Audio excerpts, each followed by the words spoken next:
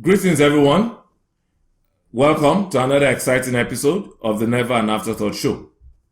My name remains Afolabi Imokwede, and I'm your anchor for this show, and I'm also the author of the Never an Afterthought book.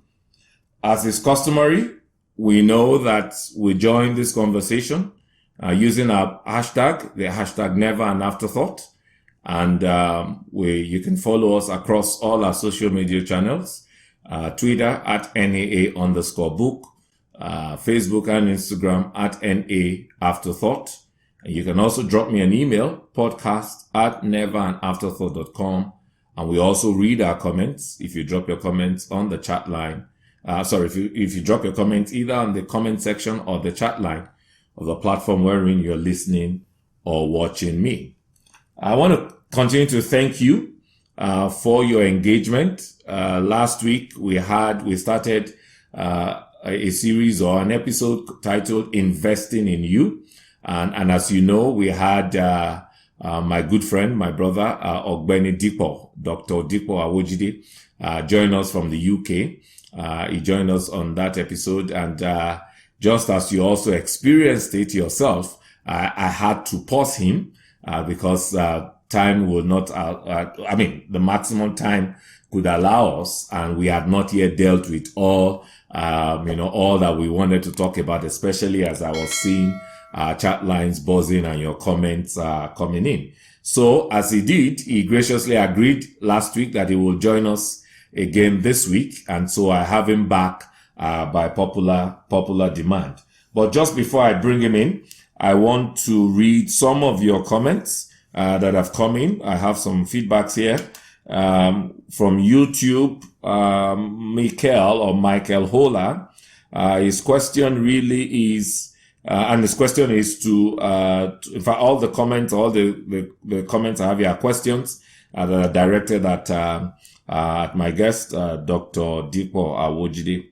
And Michael Hola, your question says, coming from a Nigerian education background, how easy was it for you to acclimatize within the UK educational system and also fit into the academic faculty?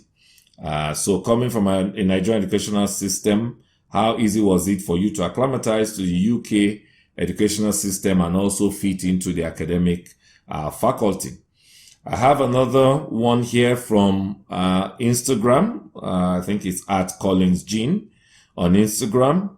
And the question again to Dr. Dipo is, can you advise us or advise me on what to do regarding CV writing in the event of switching from one career to another? In other words, if you're switching from one career to another, can you advise on how to then write your CV? I imagine because some of your experience from one career may not match the experience of another career. So what do you do in that regard? The last but not the least, there are many comments. Please note that what I get to do is to pick. I just make random selections of the comments to feature in the episodes. Some of your comments, let's remember that we also have audience and viewers commenting and answering some of your questions. And remember, I said there's giveaway this year. This is a year of giveaway. So please, I need you all to help me to help our viewers to answer their feedbacks, answer their comments, answer their questions. But what I try to do is to pick, make some select ones, to read out at the programs like this, because we have limited time and there are also other areas that I want Ogbeni Dipo to cover for us. So the third question is from Twitter and it's from @Fadile Folari. He says, as a recruiter, or we've also just speaking about recruiters, can you speak about what recruiters look for in a good CV? Good question. What recruiters look for in a good CV. So I'm going to bring in Dr. Dipo now, but just before I do that, let me read his short profile so that after the break I will just go straight into it. He's a senior lecturer in strategy at Nottingham Business School, United Kingdom. He obtained a PhD in strategic management from Loughborough University. He has also worked in the banking and financial services sector, and also as a researcher in the human resources department at Brush Double Generators, all in United Kingdom. He's the founder of the BTDT Hub, and that's, I don't know whether I should give out what BTDT means, or it will be a giveaway question, or a question for a giveaway. But he's the founder of BTDT Hub, which is a human capital development company. So I'm going to welcome Dipo after the break. Stay tuned.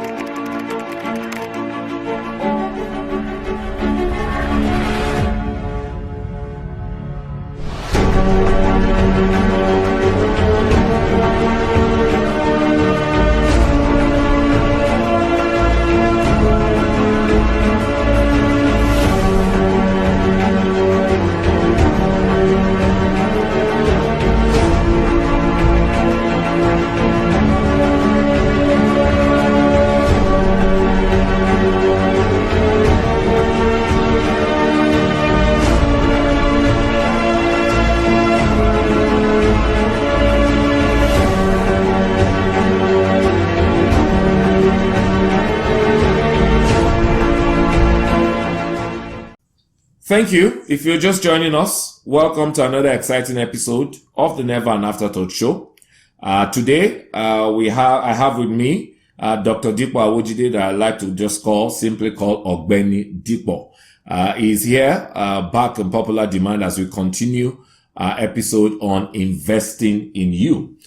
Investing in you. We started this last week, and we're continuing today, and he's graciously accepted to be here again to join us today. So, yes, Dr. Dipo, Ogbeni Dipo, welcome back.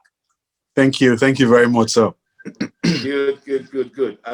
Remember, we were having a conversation last week, and I said to you that I wasn't going to stop you. I was just going to pause you because you were hitting some, you were hitting those spots. You were beginning to reveal tricks. Tricks for winning in 2021. Let's remember, a lot of audience and viewers are actually a lot of young people. And if there is any set of people that require all the hope and all the inspiration they can get, it is our young Nigerians. They require that. And you are an inspiration. And I want to thank you for granting us again your time. Which I know is precious, which I know is scarce. So last week we stopped when we were talking about what BTDT does. And I also remember last week I mentioned that you did do giveaway before we had to go. But I won't let you go today without giveaway. So that's why I also didn't give away the name of BTDT Hub, because I know I sent for it. I didn't find it. And if I could not find it, I'm sure a lot of people cannot find it. So I won't give it away. Maybe that will be one of the giveaway questions at the end of the show. But you started to speak to us about what you do at that hub, especially for young people around personal branding, around how to and personal branding involves even their CV, how to write your CV, how to position yourself for jobs because of the competitive nature of the job market, and all of that. So let me start today. Let's continue from there. But perhaps you noted the questions that were asked. So maybe I would allow you I'll allow you answer the three questions. Mika Hola talked about, how did you switch? How did you acclimatize coming from the Nigerian educational system with the UK? And not only where did you finish, you now went into the academia in the UK. I think there are some good points there. And of course, there are questions from Collins around career change. How do you profile your CV for a career change. And then also the question from Fadile Folari in terms of you as a recruiter and other recruiters, what are the specific things you look for in a good CV? So in any particular order, the floor is yours to answer all of that. And then I'll move on to a few other thoughts that I want us to speak about. Okay, so the first question was around how I switched, or how I basically fit in when I got to the UK. So I mean, the university I went to, and I mean, I know this is still obtainable in a lot of universities in Nigeria. It's there's basically a system of copy and paste. Where if you have an assignment, you basically just have to copy from a textbook. You don't have to do so much research. You don't have to do, a lot of critical thinking, to actually, get a very good grade. So when I got to the UK, I mean, I started my master's degree in January, but there was a cohort in September. So what I did basically was engage with, a couple of other people, Nigerians who were at the university that I had gone to. And, I just asked, so what exactly is obtainable here? What does this lecturer want? What is the teaching style? What is the learning style? And I also attended, a couple of sessions, that were set up by the library, because the library also set up, sessions on how, to think in a critical way, how to answer, examination questions and all of that. So, speaking to people, attending sessions, and of course, being open-minded and, being a fast learner as well, really did help me. So I, just quickly had to learn, how to do research, how to search for papers on the internet, how to, search for databases, all the management databases, business databases, marketing databases, how to, basically download these papers, read these papers, and make sense of them. So I had to adapt, as quickly as possible, and that helped me in, getting a very good grade, in getting a distinction, and leading my cohort, in 2010. And the second question was around career change. So for folks who are, I think it's important. I know you mentioned it last episode, but it's important to mention that so he's not just Ogbeni Dipo with he didn't buy his PhD. I think it's important to mention that you graduated top of your class. You did mention that as part of your story last episode, but it's just important to know that. So just for our audience to know that if you put in the work, you will get the output that you desire. And I'm sure the other bit of the question, how did you fit into the faculty? Every university is looking for their brightest students to come into the faculty. So clearly, in your case, I'm sure you got that invitation, to say, what, we're willing to have you come on board. Yeah. So, I mean, so what I, explained earlier was, me fitting in as a student. So the other part, which is getting into academia, I mean, it's just basically, it's almost the same thing. So speaking to people, once again, who have been there and done that, learning and catching up as quickly as possible, because, no one is going to give you a lot of time to actually mess about or try to find your feet. I mean, we'll learn as we go along, and we get better, by spending more time, teaching and engaging with students. But I had to learn, and basically just fit in, as quickly as possible, and as an academic. So the second question was around, folks who want to change from one career to the other or from one industry to the other. So, as a young professional, I expect that you would have, some transferable skills. And these transferable skills, can also be called, employability skills. But these transferable skills are specifically referred to as transferable skills because they are transferable from one job to the other, from one career to the other, or from one industry to the other. So team working skills, for example, so communication skills, for example, critical thinking, problem solving, analytical skills, leadership skills, self-motivation.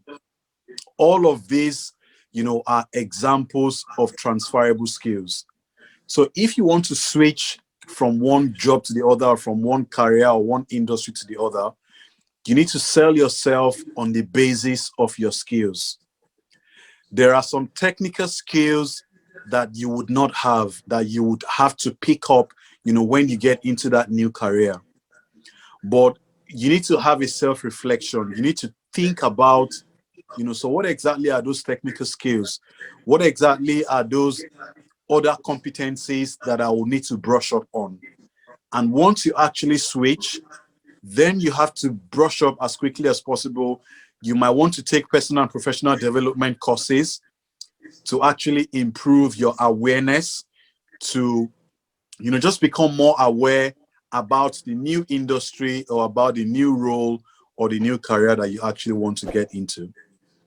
And the third question is, so what exactly are recruiters looking for? I mean, different recruiters look for different things, but, you would find that most recruiters are looking for a CV that is aesthetically beautiful. They're looking for a CV that uses an excellent font. They're looking for a CV, that is free of grammatical errors. So you want to ensure that, because sometimes, recruiters would spend 10 seconds or 20 seconds looking at your CV, and they are basically trying to spot spelling errors or trying to spot, mistakes. And once you give them that opportunity, they just delete your CV or they bin your CV. So you want to ensure that your CV is free of error. You want to ensure that your skills, your education, your achievements, that you've actually included, all of these, details on your CV. And of course, you also want to ensure that, you've used the keywords. So short sentences, bullet points, that basically, responds to the person's specification and the job description that has been advertised.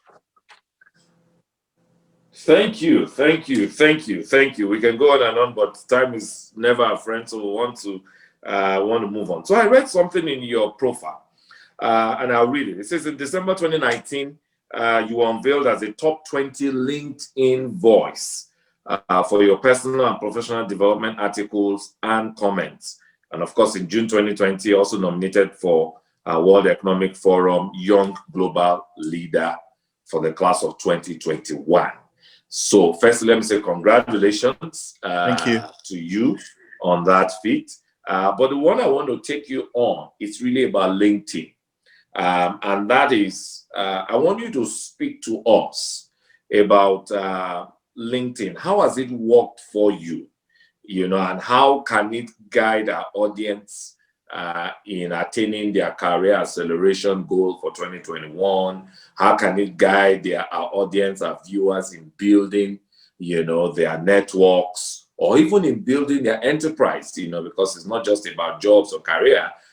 If you're a business owner and you're on LinkedIn, of course, that's where you get your clients. That's where you get your businesses, your contacts, or like my son would like to say, your connect. That's where you get your connect from. So tell us about LinkedIn and how did you and I want you to be very personal. How did you discover LinkedIn? How did you walk the secret of LinkedIn to the point that you got identified, and has LinkedIn really helped you in your journey? Yeah.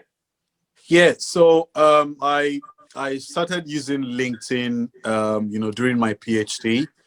But I became, more active on LinkedIn in 2017 and 2018. So between 2017 and 2018.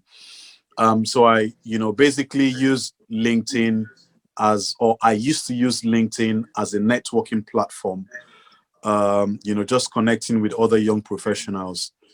And, sometimes in 2018, I became, more active on LinkedIn. I started posting, personal and professional development content on LinkedIn.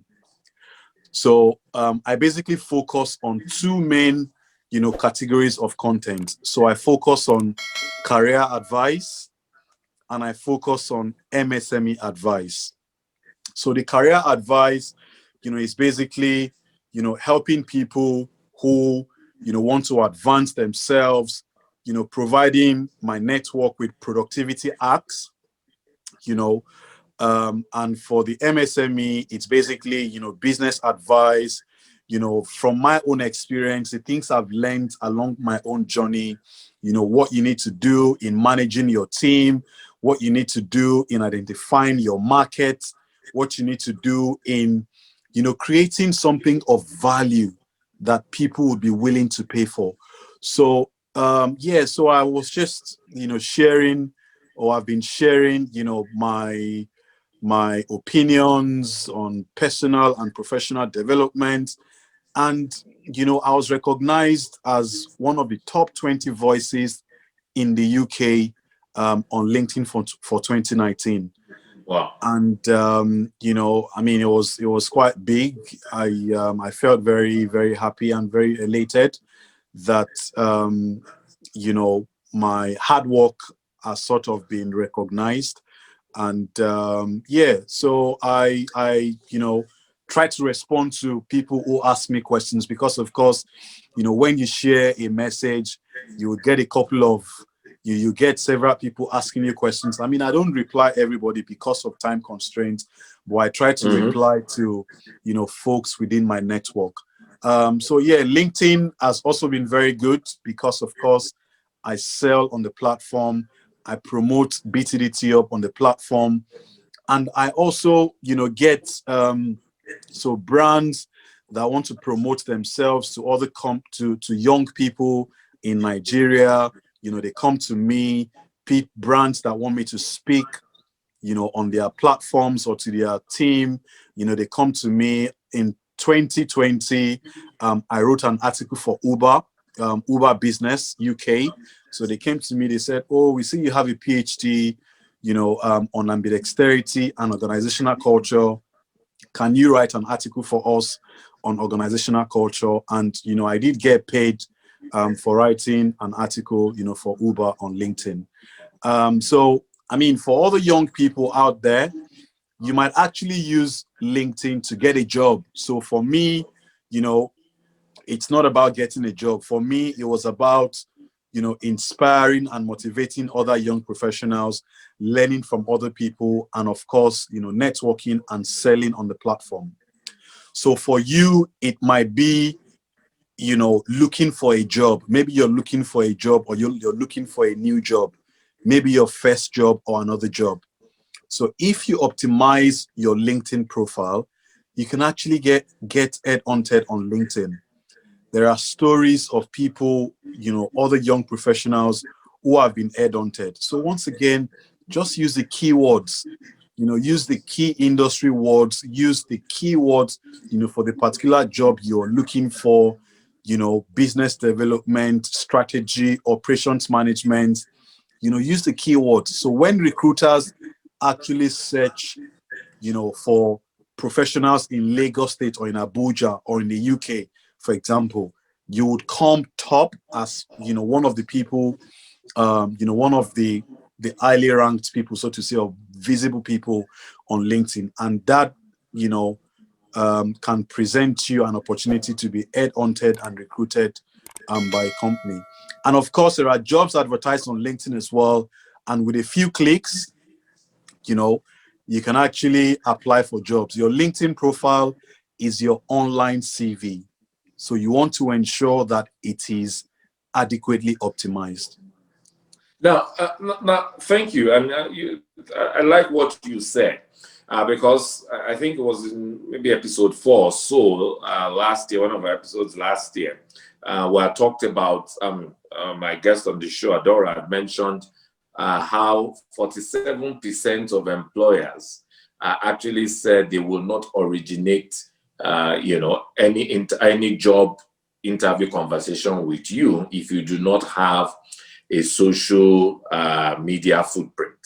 And she actually then even went ahead to mention the importance of LinkedIn, talked about the endorsements that are on LinkedIn, those endorsements that your friends or networks use to endorse you, that recruiters look out for that specifically. And then you now have shown us, from your own personal life experience, that you didn't go into LinkedIn to look for a job. You're already gainfully employed, even across multiple platforms or multiple networks, right? But you went in there to sell your business. You went in there to sell you, and you've told us what you did. But then I want to ask something, and the reason is deliberate. What I find is a lot of us just do likes. So you go, maybe you posted an article like the article you wrote for Uber UK right now, and I go there and I just do like, that's what some of us do, and they will say they're on social media. Some perhaps may go further and download, open up the article to even read it, and again, just do like. Meanwhile, I believe there is a third level that they will not just see the article and like, they would open the article, read it, and then comment, intelligently based on that article. Now, what do you say to that? So my point is, we've shared 3 different pathways now, right? Yeah. Now, do you think, which pathway gives you a chance to recognition? Yeah, so it's engagement. So you have to engage. You have to, join groups and become a part of a community. So I follow, several strategy groups on LinkedIn, for example, and some other groups. So when you engage within a community, you are also selling yourself. So within a group, so if someone posts an article on procurement or, on whatever area of business, and you comment intelligently, there are CEOs, there are decision makers, there are middle managers, there are recruiters on LinkedIn who are observing your name, who are observing, the things that you share, your comments, your intelligent comments. And, they can actually reach out to you to say, okay, they will go through your profile and say, oh, interesting profile. Do you want to work for us? Or we have this opportunity. Because one other thing I want a lot of young people to know is that a lot of jobs are not even advertised. A lot of jobs are not advertised.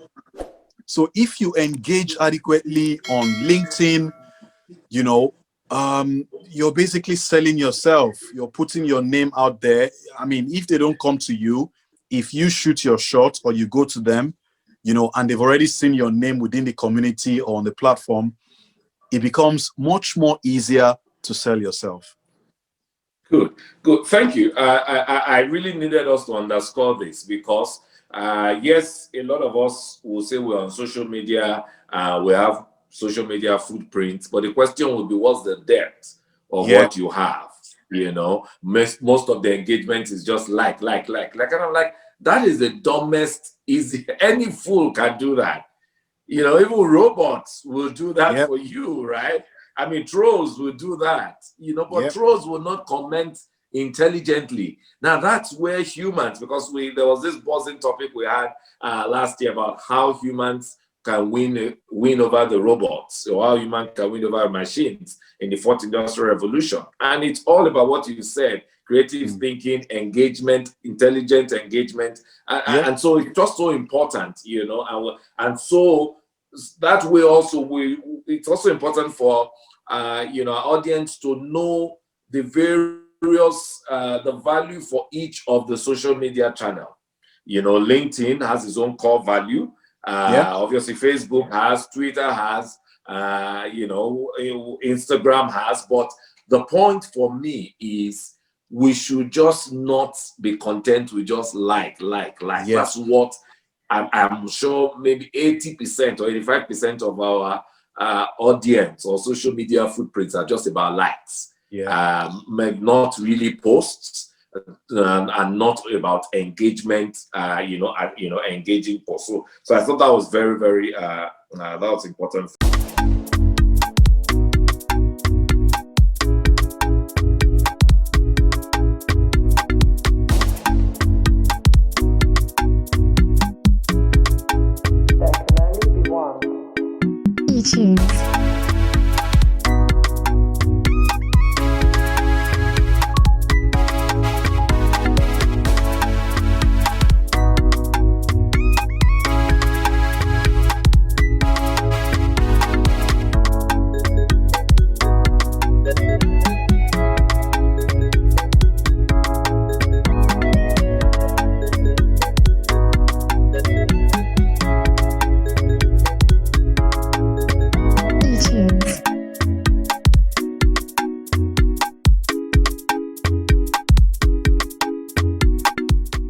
Part of the bigger challenge that we find with unemployment is really about employability.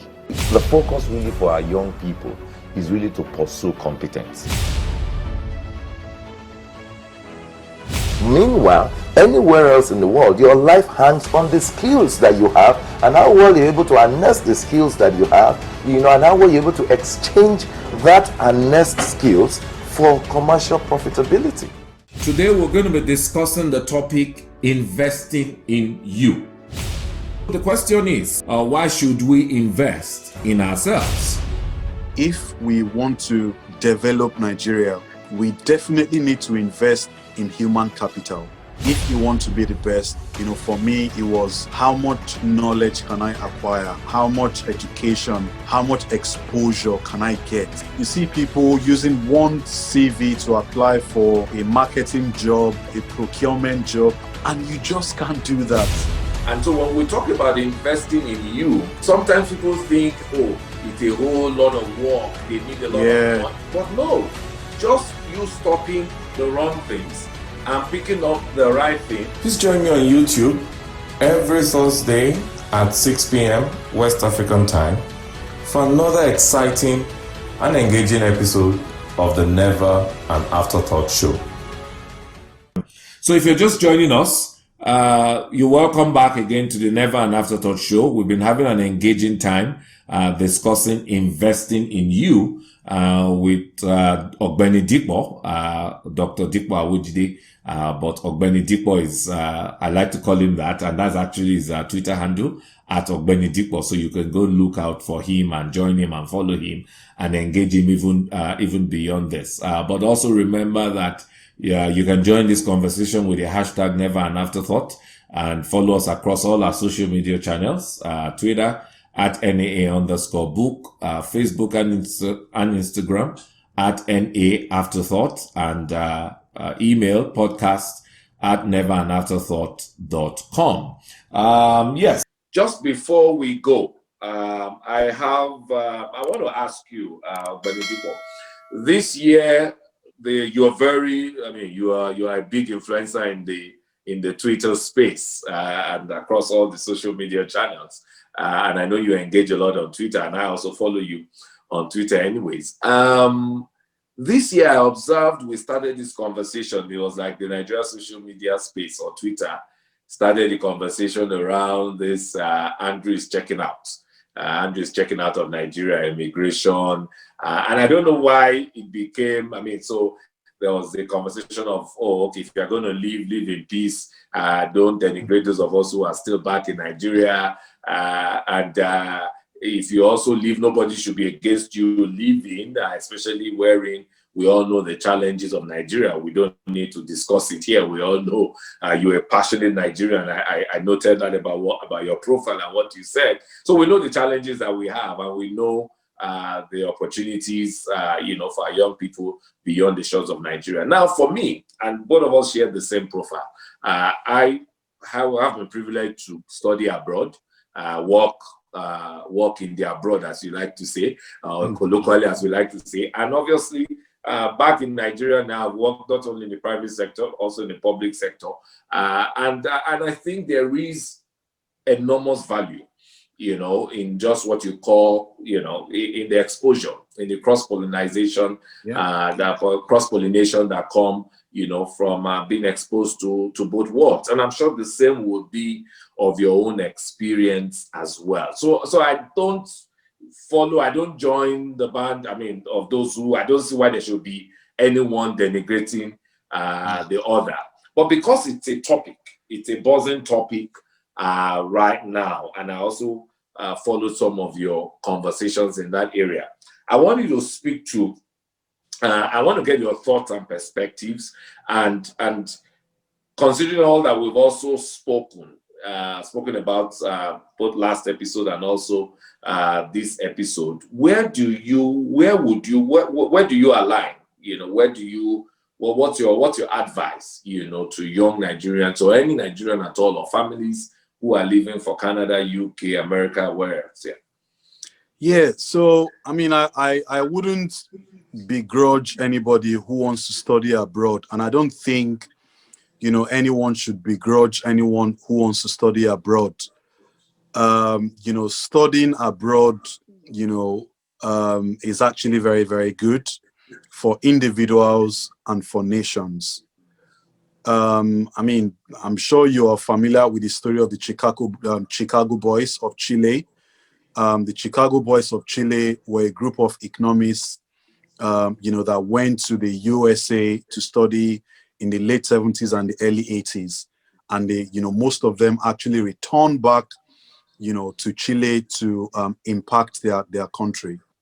So, a lot of my mentors who currently live in Nigeria. So let's, talk about Frank Nweke Jr., who was a former minister, under the Obasanjo administration. Let's look at Olufemi Awoyemi. Let's look at Binta Max Binije.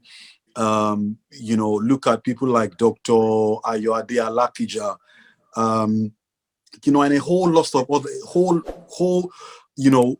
host of other people. A lot of them at some point in time actually studied abroad. So it comes with, getting that international education, getting that international exposure, getting that international experience actually helps. You did the excellent job you did in the presidency in the last couple of years, not just because of your exposure and experience in Nigeria, but also because of your exposure abroad. So for anyone who wants to travel abroad to study, I think it's very good. If you want to come back, I think that's excellent as well. I do worry about, brain drain for people who don't go back to Nigeria, but I perfectly understand that people have, decisions to make because of the peculiarities, of the country. And for folks who want to study abroad, if you're from a rich home or a middle-class home, your parents can pay through. If you're not from a rich home, you can get a scholarship. And there are other people who, save up part of the fees. They pay the first installment of their tuition. And when they come here, they get a part-time job. So there are different avenues. But it must also be said that it is not everybody that will travel abroad, to study. And you don't, it's not everybody that will travel abroad before they get exposure or get a decent education and become successful either in their private life or in their public life. Dora Akinyuli, who was, DG of NAFDAC, during the Obasanjo administration, did an excellent job. And she basically studied, all through in Nigeria. So it's not a, one cap fits all situation. Some are going to study in Nigeria, and get exposed to the world via films, via documentaries, even via books. So if you can, I think it is good. I mean, I studied in Nigeria. I came to the UK. Although I still live in the UK, I'm technically back in Nigeria because I have a business that employs 35, 40 people in Nigeria. We pay salaries on a monthly basis and we pay taxes to the federal government. So if you can, yes, please do travel abroad to the UK, Canada, US, Ireland, and get as much education, as much exposure, and as much experience as possible.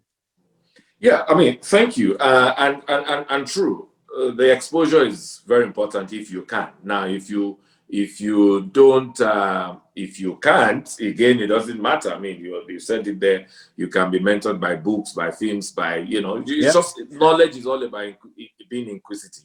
And there are, I mean, YouTube is also there. There's nothing you want to learn. There's Google there. There's nothing you want to learn that you cannot learn, even if you did not leave Nigeria. I mean, right now, look at even the post-corona world. What's happening right now? Students are in foreign universities, but they are still their home base, home country, because all the education, all the schooling now is being done by Zoom and online. So that's just to let us know that even the corona, like we've had some conversations before to say the corona has accelerated change. And so sometimes you would get benefits of cross borders without physically lifting yourself away from your home base. But I think above all as well, what this also portends to those of us who are in the policy making arm of government, or who are close to government policymakers, or who consult for them. I mean, it also tells us that it's also another strategy, and you're a strategy guy. It means that first and foremost, we are hugely populated, right? And our population is a youthful population.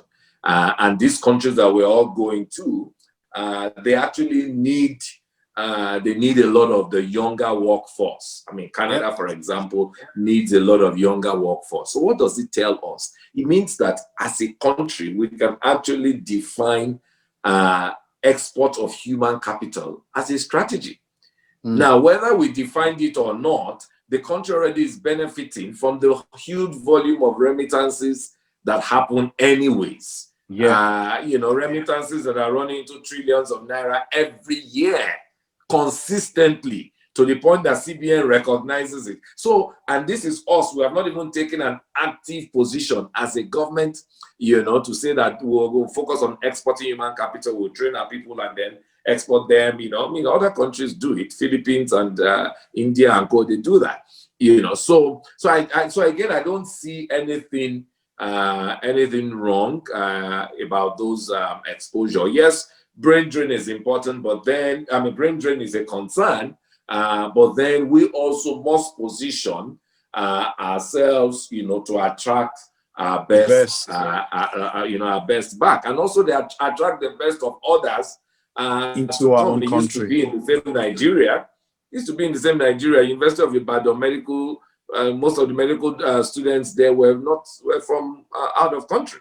So I think for us, if we worry about brain drain, which we should, it behooves us to go back into a bit of history and retweak a few things about our outlook as a nation.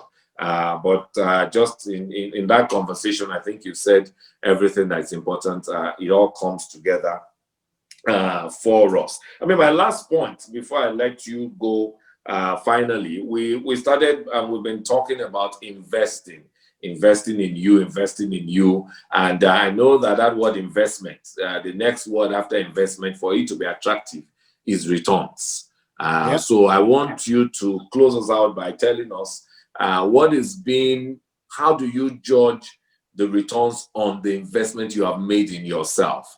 And I'm hoping that your response will inspire others to know that we should take investing in ourselves serious. Incidentally, I gleaned through social media quite a bit, and I noticed a few people last year or towards the end of the year were like, well, 2021, I'm going to take me serious. I'm going to invest in me serious. I'm just going to focus on me serious. And I thought those were very good eye openers, right? So I'm asking that question to see that has it paid off?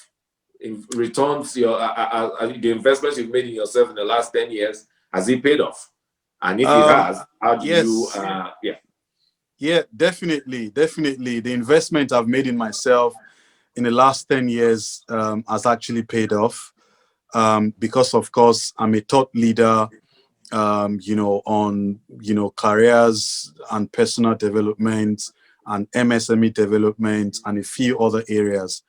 And, not only do I hold down a lecturing job or run a business, but I also get invited by banks, by telecommunications companies, by insurance companies. I get invited to speak, and on an hourly basis, sometimes I charge 250,000, sometimes I charge, 200,000 naira, sometimes I charge 300,000 naira on an hourly basis, just to, motivate a team or, speaking to young Nigerians. So delivering a webinar session, for example. So last year, I delivered webinar sessions for MTN. I was invited by Keystone Bank.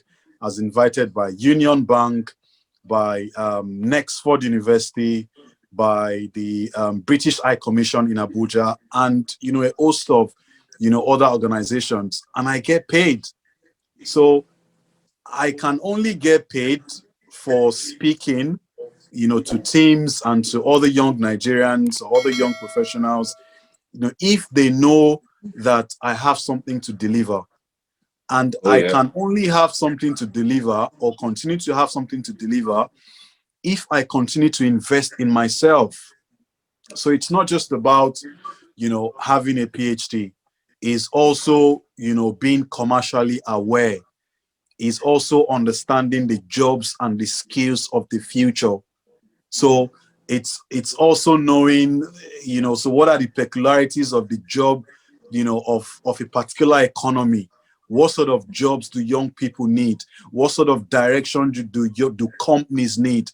How can organizations, how can they become better? How can they craft a winning culture? So not only do I get invited to speak, I also deliver trainings on organizational ambidexterity, on middle management contribution to strategy, on, crafting an excellent organizational structure, and this is basically because I invested in myself in the last decade. So it has definitely paid off. And it's not just, reading books or having a PhD or taking personal and professional development, courses. It is also being mentored by other people who have been there and done that. People who are more experienced than me. And I'm currently taking a teaching or a teacher's training course. So, I don't know everything. I continuously invest in myself. So if, for example, I say, in the next 5 years, I want to become a commissioner of education in a state, what exactly do you need? You need to show that you can teach. You need to show that, you have learning and teaching experience, research experience. And this is why, I continue to invest in myself so that I can, give back to other people and, of course, gain some return on investment, the investment I've made in myself.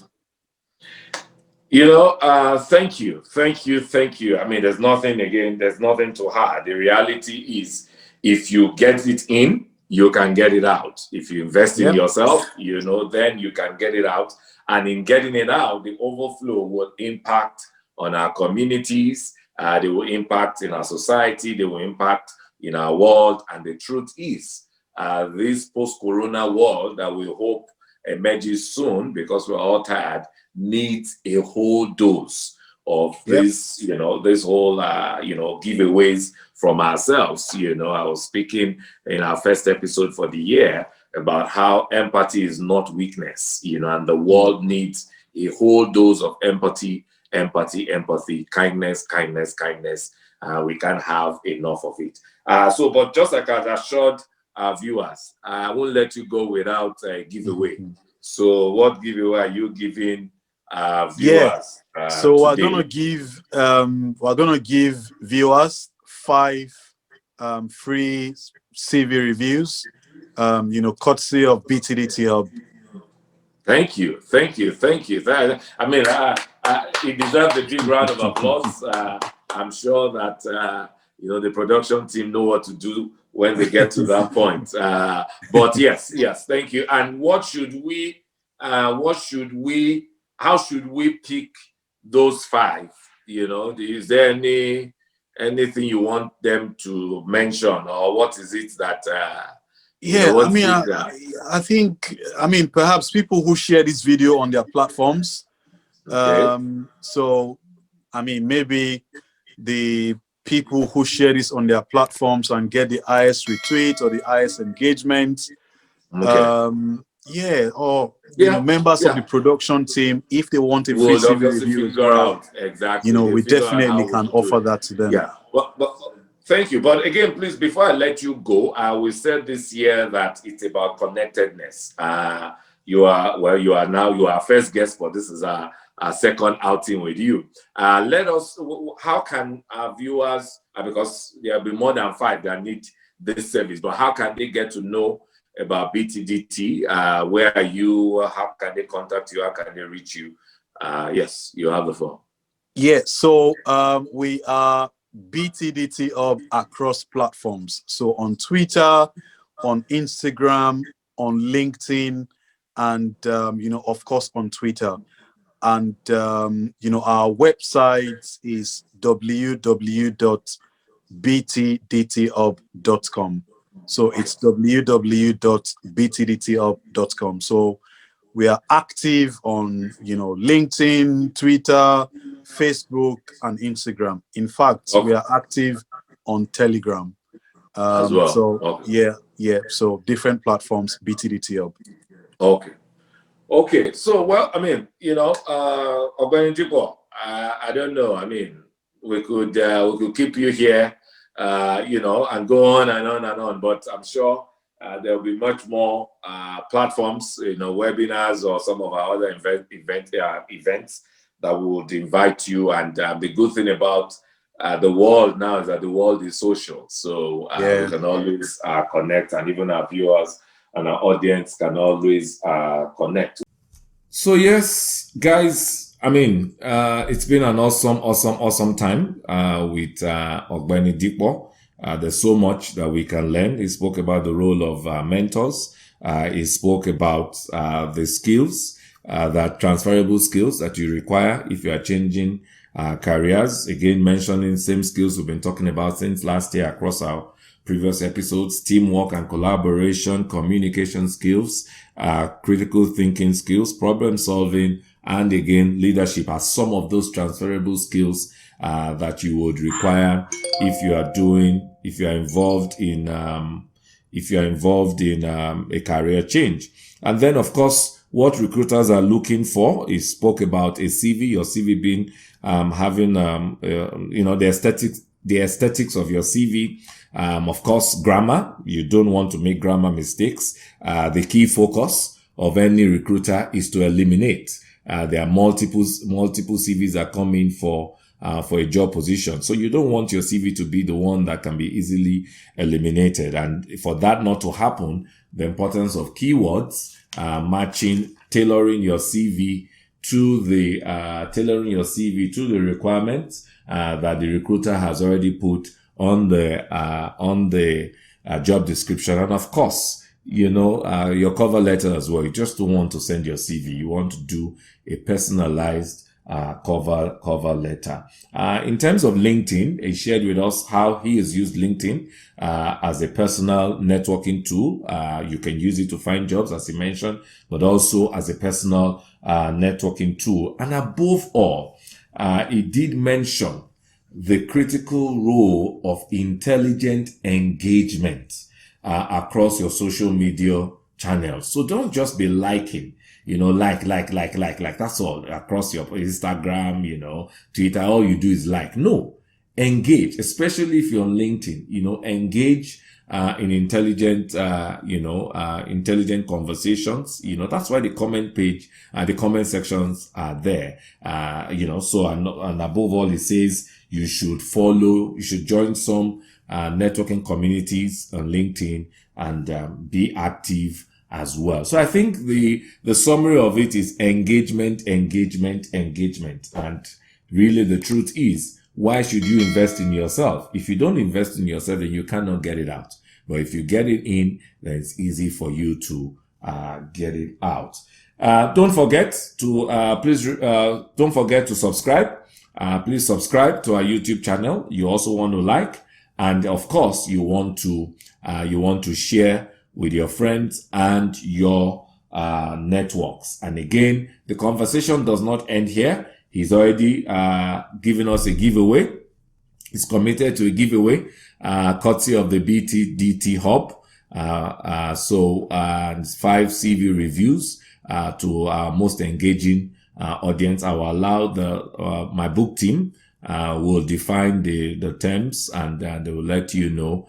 And I hope that you will be a part of it. But beyond that, I'm sure you can also visit their website.